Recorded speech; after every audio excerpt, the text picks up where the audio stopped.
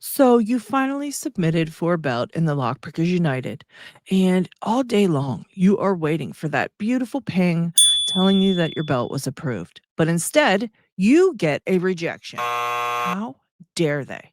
I mean, the balls on these people, right? Are they even watching the video that you submitted? Because obviously your video is perfect.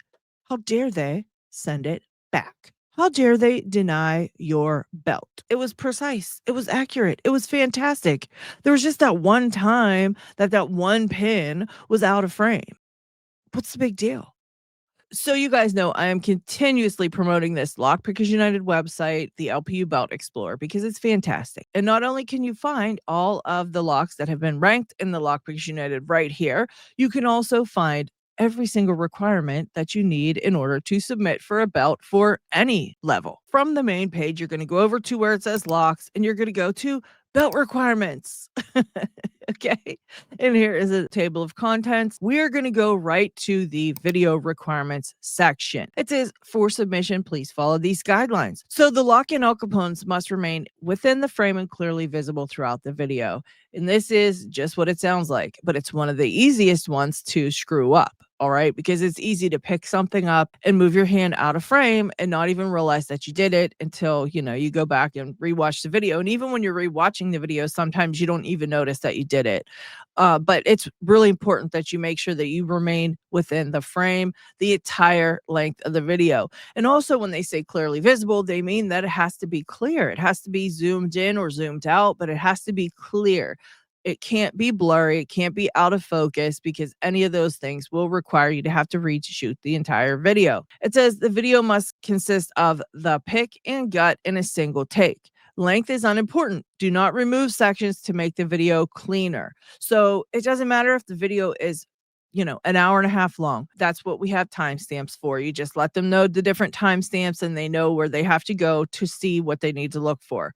But you can't cut any parts of this video to make it shorter or better for them to watch. They want to see the entire thing from start to finish. Your video should include a clear close-up of the pins from the lock if the lock can be gutted. And this is what I'm talking about when I say it has to remain in focus, because a lot of times you'll try to show the pins and they go out of focus and you don't realize they're out of focus. Even when you're gutting it and pulling the pins up out of the Bible, if it's a higher belted lock, like something with gin spools or something with things that have to be orientated in a certain way, they have to be able to see how it comes up out of the Bible. And that's really hard to show as far as being in focus. So you got to make sure each step of the way you're checking that focus on your video before you pull the pins out, because if they can't see which way they came out of the Bible, then it's not going to count.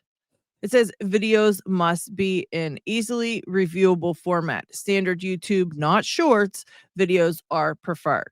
If another format or host is used, please ensure it does not require downloading the video or other accommodations to view. And I think this one speaks for itself. And I think YouTube's a good place to show your videos. You can also just make it unlisted and give the mods the link to it and they can view it without you having to show the entire world. Okay. Video elements such as obscuring graphics, speed adjustments, quick zooms, which can look like cuts, etc., during the pick and gut may result in the invalidation of the submission. While these may be added to a video for social media, please submit the raw footage for belt purposes. And so, yeah, if you want to make it then later for your channel, you can always do two versions and just do one for the mods and one for your main channel where you can put edits in if you want. But for the mods, you can't put any edits. You don't want to do anything that could potentially lead them to think there's any type of tampering with the video, because you will get it sent back.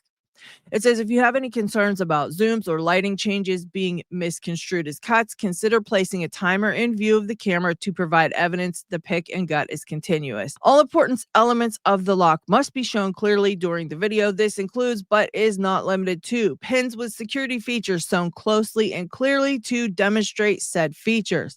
Correct orientation of drivers if essential to the lock's function.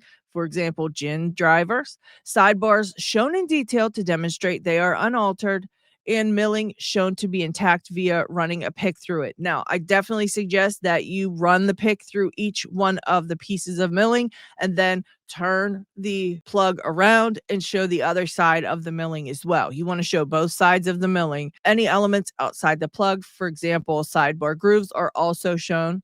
Sound is not important. If you wish to remove background sounds from the video, that's acceptable. Private videos are allowed either as unlisted or set to private. Please contact a member of the mod team to discuss. So it's pretty cut and dried when it comes to what they require for these videos, but it can be very difficult to keep everything in frame and in focus. So I suggest that you run a test.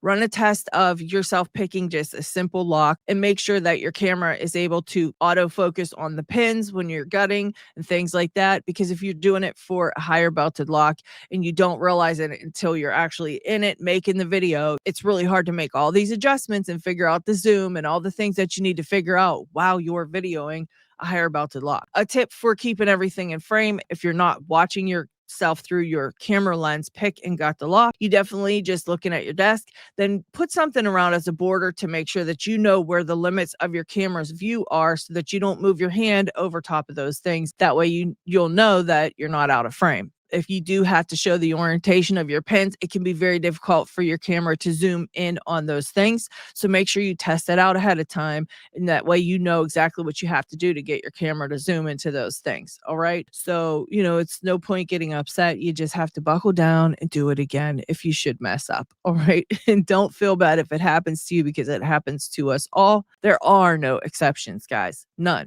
I don't care how special you think you are. You're just not more special than me. And I had to do it. So you have to do it too. But don't get too mad about it, because we all do have to follow those same standards. And it's not fair to the rest of us if they let you squeak by on a technicality when they didn't let us. So you kind of got to think of it that way. All right. I hope you found this video to be helpful. If you did, please don't forget to hit that thumbs up. It does help the channel out so very much. And I will see you guys on the next one.